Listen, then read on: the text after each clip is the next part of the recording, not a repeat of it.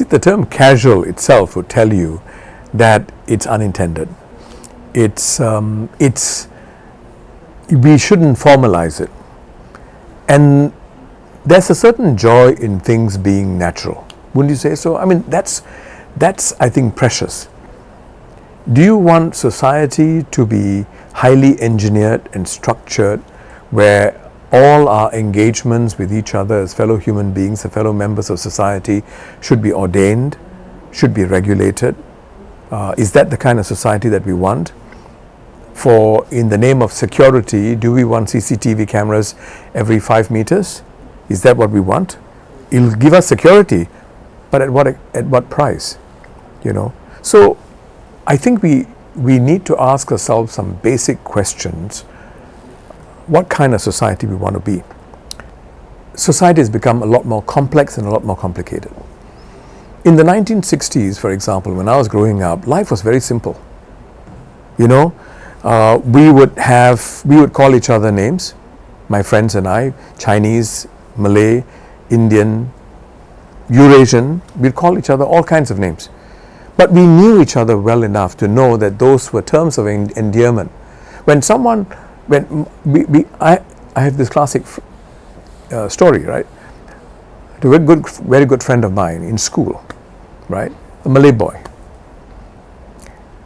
I was studying in Boston after my postgrad, and he was working in New York. And I called him. And on the phone, I realized I didn't know his real name, because I'd always call him Mutt.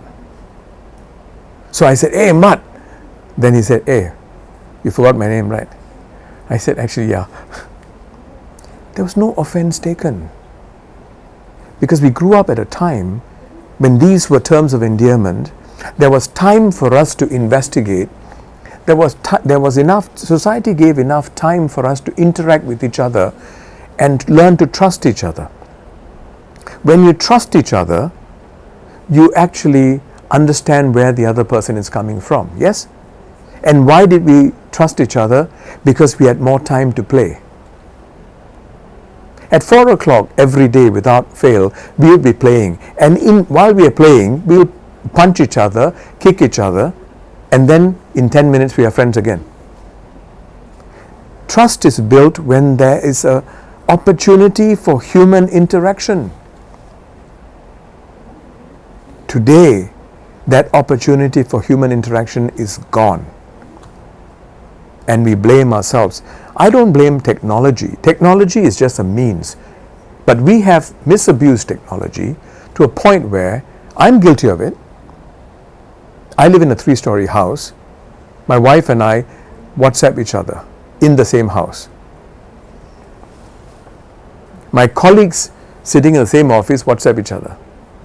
When we can actually, in those days, because we didn't have this, we have no choice but to walk over and talk to the person. You know, the human interaction, when you talk to each other, you actually start looking at each other's eyes. There's a lot that's spoken non-verbally as well as verbally. We are missing out on a lot of these things. Parents are not giving enough opportunities for their kids to interact with other kids and kids of other races. This is the travesty. We are interacting with people who are similar to us. Therefore, people who are upper middle income hang out with upper middle income people.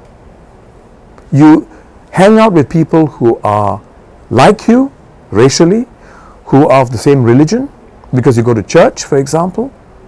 You hang out with people who are of the same socio-economic background. You don't even go to the same kind of kindergarten.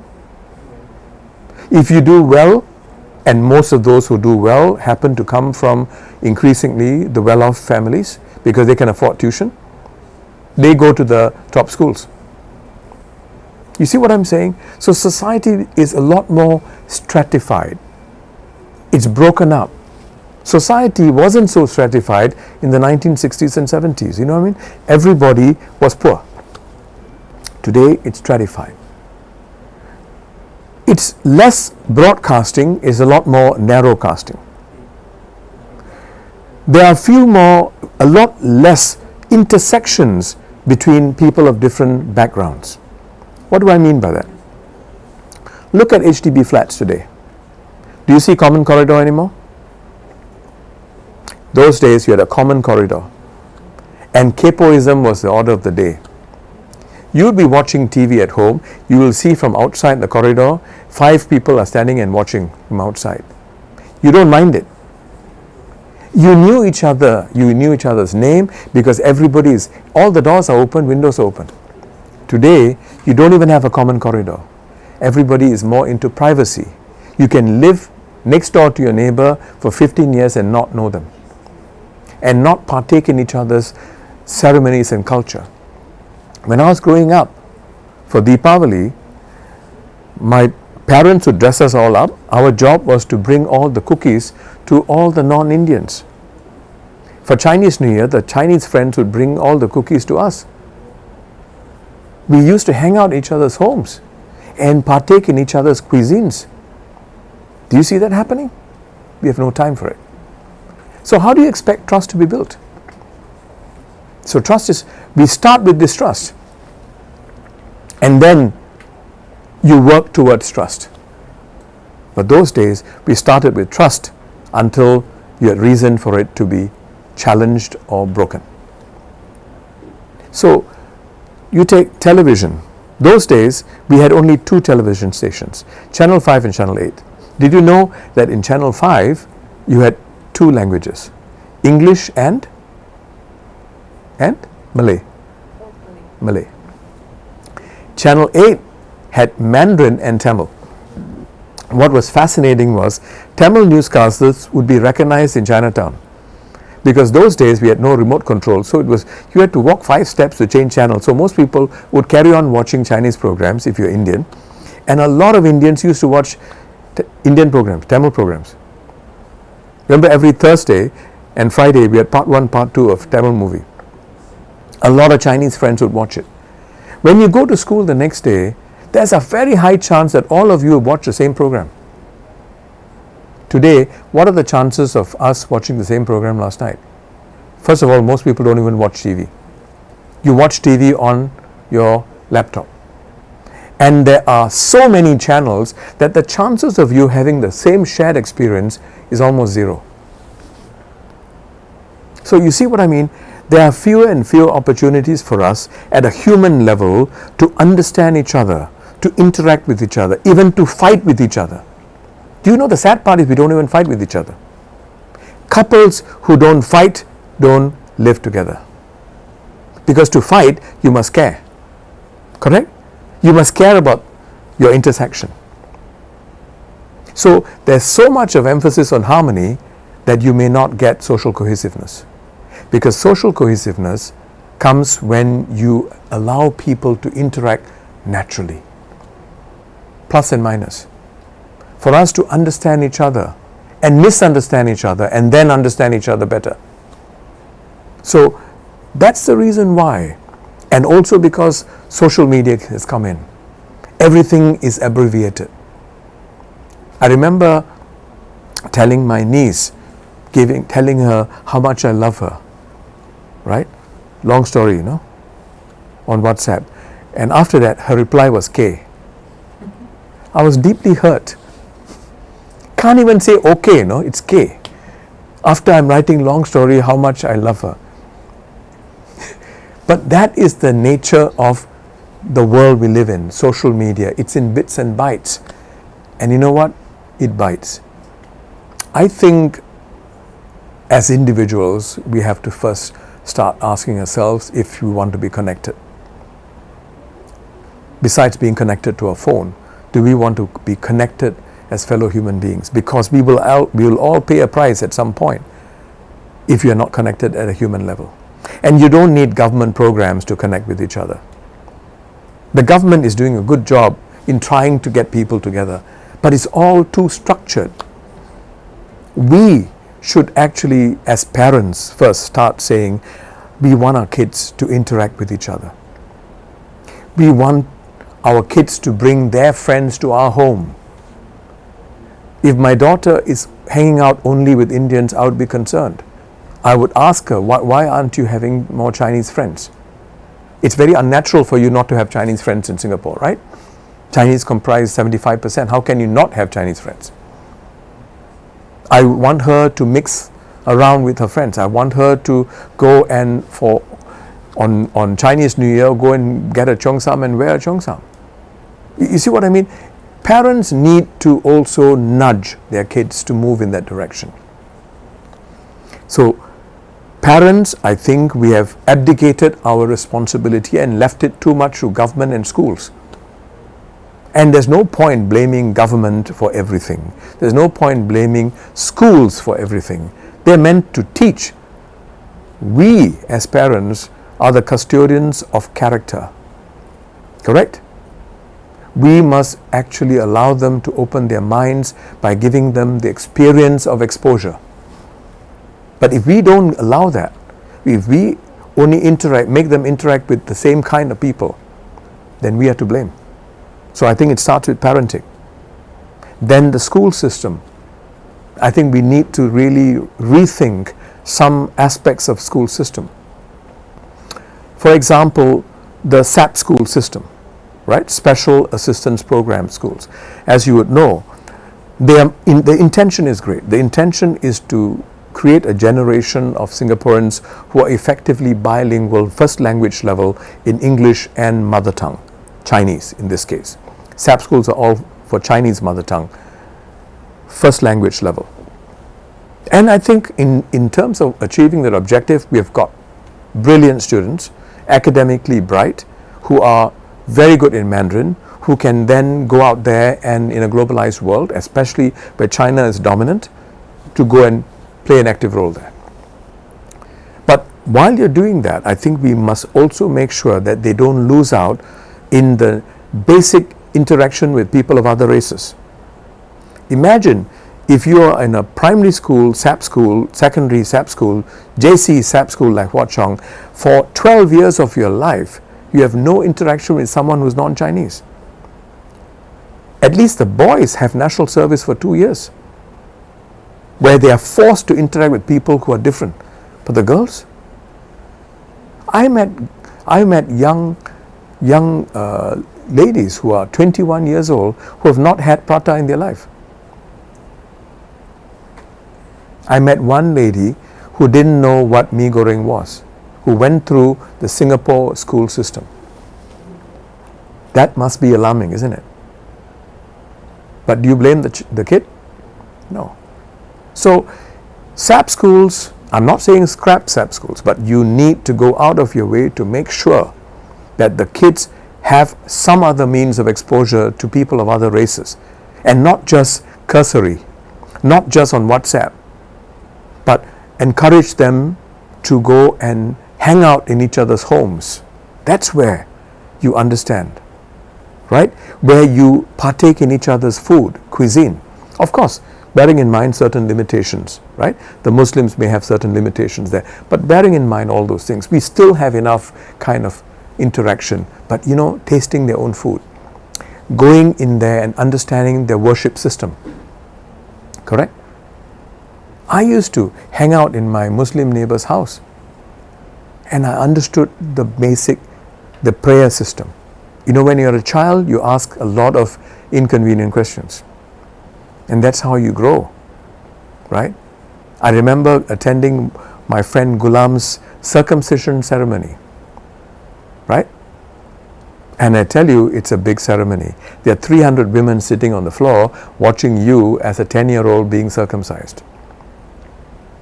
Talk about being broad-minded, But you see, you understand culture. It's not voyeurism, it's culture, right? And the same way you interact with people of other religions, you understand why there are certain practices. I used to bring my Muslim and Chinese friends for Thaipusam and walk along and explain to them so that they understand the significance of it. And there's curiosity. We have lost the ability to be curious. We have lost our innocence because we are too structured, we are too programmed. And that's not the kind of society we want to be. We must be prepared to get our hands and fingers burnt every now and then. Not scalded, but a little burnt. But that's the kind of exposure we need. Similarly, Mendaki, Sinda and so on, great ideas. I'm a firm believer that it does help, but we must make sure that those who go for Mendaki or Sinda classes must have interactions with people of other races. So in Sinda, I pushed very hard, for example, to have non-Indian teachers in the STEP tuition classes. I pushed very hard for our kids to actually participate in CDAC, Mendaki and Eurasian Association activities. You see what I mean? So we need to always consciously make sure our kids are not caught in a particular bind, whether it's racial. Now, these are the things that needs to change at the personal, at the community level, at the national level. We need to make these changes. I think the government has been very conscious of it and they're trying their level best. But we as individuals have to play our role and not keep pointing the finger at government. So first of all, let me clarify. I'm talking about casual incidents. I'm talking about verbal misunderstandings, verbal statements. I'm not talking about serious racism, serious discrimination. I'm not talking about those kinds of things where I'm preventing you from getting a job because of your race. I'm preventing you from having a chance to speak up because of your religion. You see what I mean?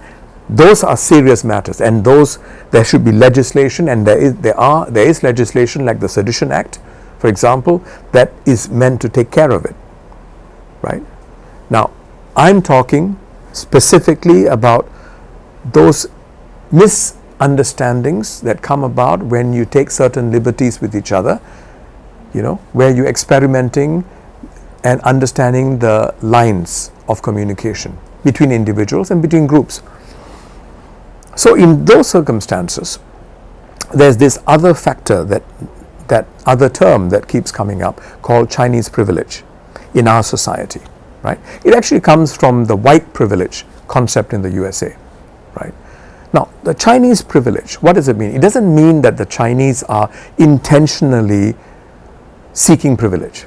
No, it actually points to a natural privilege that comes from being 75% of the population. You become the default culture of society. That means the values and the culture of the Chinese, the ethnic Chinese, if there's such a thing, right, becomes the default culture of society, and the minority ethnic communities would have to sort of go along with that culture to find success. So if you take, I'm putting it simplistically, if you take the Chinese, for example, ethnic Chinese, the values that are often associated with ethnic Chinese would be, material success, money, status, education. All of these things come together. But material success is very important, right? I am generalizing, okay?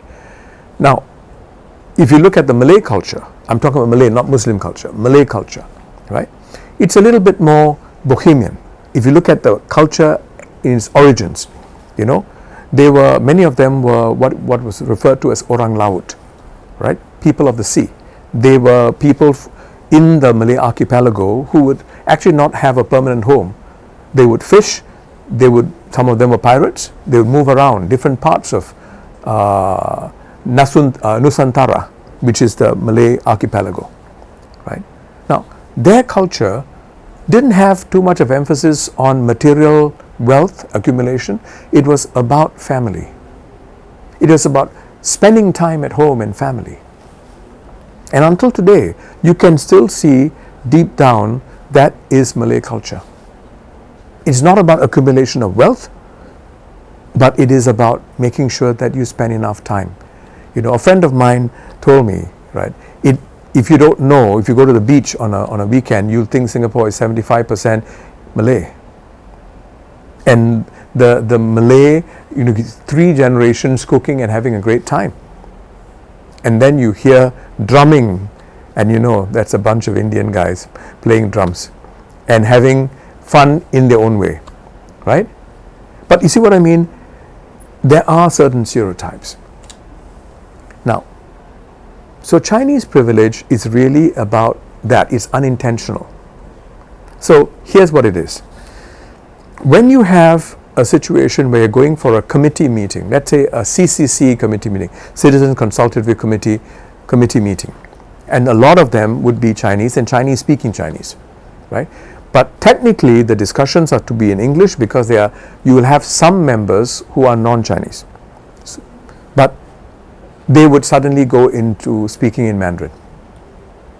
I've been in a situation like that, not so much CCC, and what I do is I put up my hand and say, I'm sorry, I don't speak Mandarin.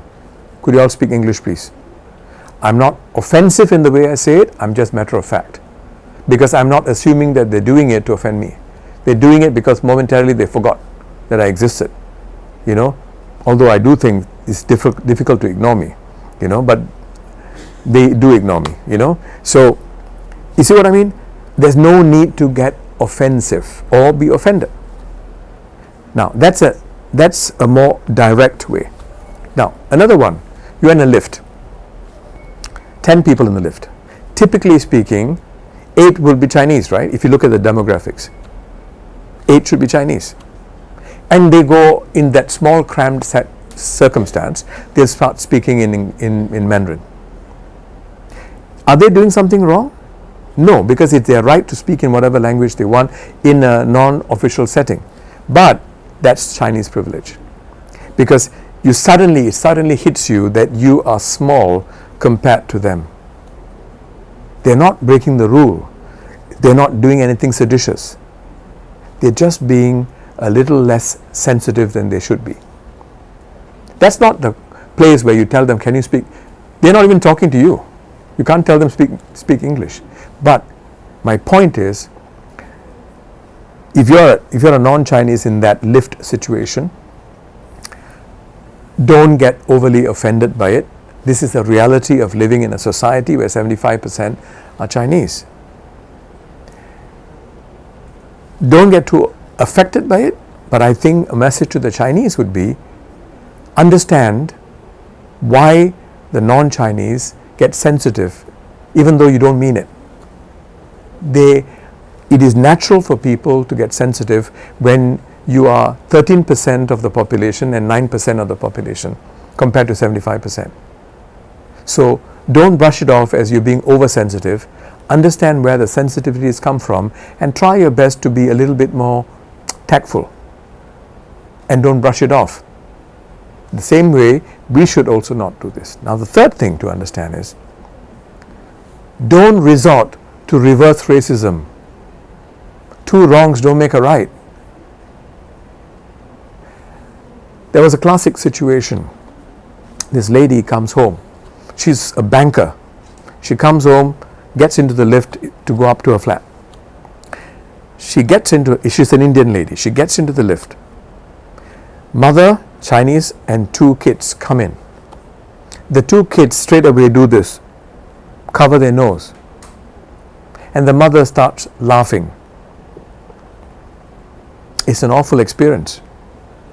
She then comes home, throws a bag on the dining table and says, these chinks, they're such racists. What do you think calling someone a chink is? Isn't that racist? But when you're asked, why is it that that's okay? The answer is, because I'm a minority. So what? It's okay for a minority to make racial remarks at a majority, and that's okay, you can get away with it. But it's just wrong for the majority to, no, I'm sorry, it cuts both ways. Racism is wrong, full stop. It doesn't matter whether you're Indian, whether you're a minority or not. Wrong is wrong. Let's not try and justify it. Because the more we try and justify it, the more you're going to get it wrong as a society.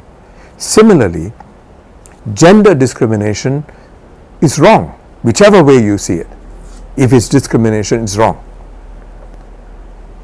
When I used to present this program called Feedback in the 1980s, I chanced upon this phenomenon. You may not be aware of it. Do you know at that time, if you are an ambassador of the country and you are sent abroad and you are a woman, you are not entitled to bring your family. Your husband and your children, they are not covered. Your children's education is not covered. But if you are a male ambassador, you are entitled to bring your entire family. These days, probably your maid as well, you know. Now, I chanced and I was flabbergasted. I said, this is so unfair. This is so wrong. I spent 15 years fighting it as a man. You see what I'm saying? The best advocates of change are the people who don't belong to your clan. The best advocates of change who fight for women's rights are men. Because the truth of the matter is, unfortunately, a lot of the key positions and power vests in men. You can't fight the battle of women's rights by alienating men. You need men on board to fight with you side by side. As I did, because I believed that this was wrong. Wrong is wrong, and you fight for it. And it changed. I'm not saying it's only because of me, but I was instrumental in highlighting some of those things. And today, whether you're male or female ambassador, you're entitled to bring your family. So don't believe that just because that person doesn't look like you, doesn't have your features as a male or a female, doesn't have the same complexion, doesn't belong to the same race, that person will not fight for you. We need to become a society where race becomes less and less important, where human interactions and principles of right and wrong become more important, where I will know that if I am wronged, regardless of race, language or religion, others will fight for me. If I am wronged, and if I am wrong, regardless of race, language and religion, they will knock me down. And I deserve it. So that's my advice. I want to be a part of a society where I am not going to be guarded unnecessarily talking to my fellow citizens. I'm not saying that I want Singapore to go back to the 1960s, 70s. That's unnecessary nostalgia. It's not going to happen anyway. But I don't believe for a moment that we can't have better human relationships today. I would like us to be a society that says that we will start on the assumption of trust, and we will suspend that trust only when it is necessary. We should not start from the position of distrust, because that's a slippery slope from which we may not be able to recover.